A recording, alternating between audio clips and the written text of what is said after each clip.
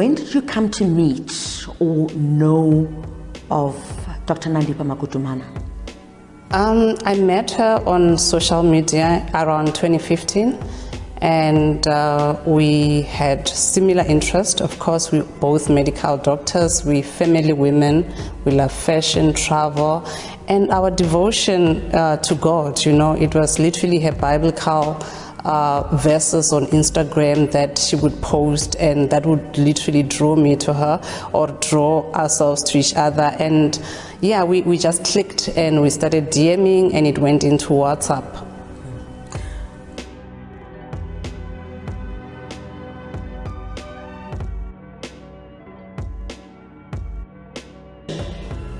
Well, we were DMing, you know how the app works, and at a later stage, of course, we exchanged numbers.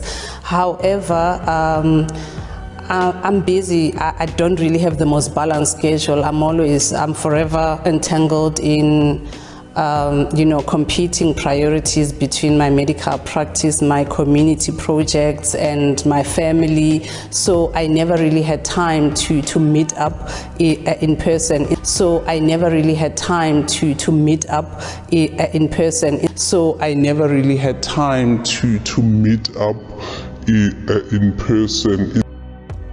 Instead, we would, opt for synchronizing our red carpet appearances. So we'll meet up at events.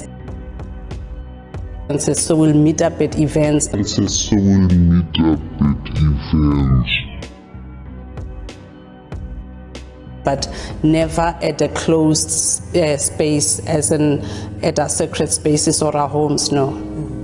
So after you two were DMing each other, she had contacted you on direct message on Instagram, is that correct? Yes. And then you would meet up. We'll meet up at events. Or at social gatherings of common interest, if I could put it like that. Is that correct? Yes. All right. So let's fast forward then to, according to what we understand you told police, is that she then expressed to you an interest to work with you via a media company that she told you that she owns. Yes. Talk us through when that was and how this business proposition came about. Well, through our WhatsApp conversations and calls, we grew close, and I've learned that she's a woman of God, a pastor's daughter. So we became close, and in 2020, this is February of 2020, she told me that she owns this media company, and then it's got the international leg as well, where the chairperson is TK Ngwana. And then she exchanged, I gave her permission to give TK my number, and he called me, introduced himself as the CEO of Vibes, California, New York, and London.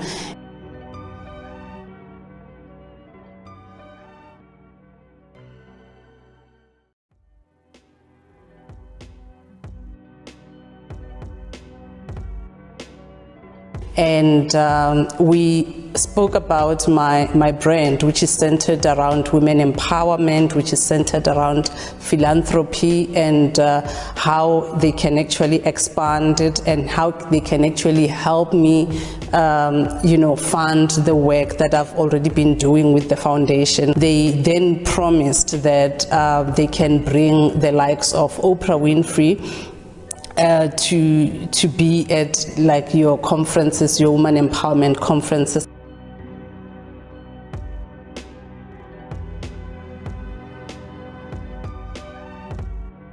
He said he was TK Nkwana, a South African businessman who's now based in the US, and he said he had good relationships with the likes of Oprah Winfrey, as he was also a part of the team that was organizing her coming to South Africa for the Global Citizen.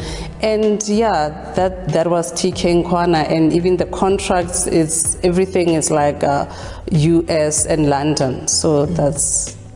In this communication with TK Nkwana, is this communication that was happening consistently? Was he constantly giving you feedback about this so-called assistance that he was going to provide? And at the time, were you also in conversations with Dr. Nandipha Magudumane on how this grand plan was going to be executed to give your brand international status in the United States? Yeah, well, I was in contact with both of them, especially when, things will be delayed, and then I would go to her, we'll pray about it. I would go to her, we'll pray about it. I would go to her, we'll pray about it.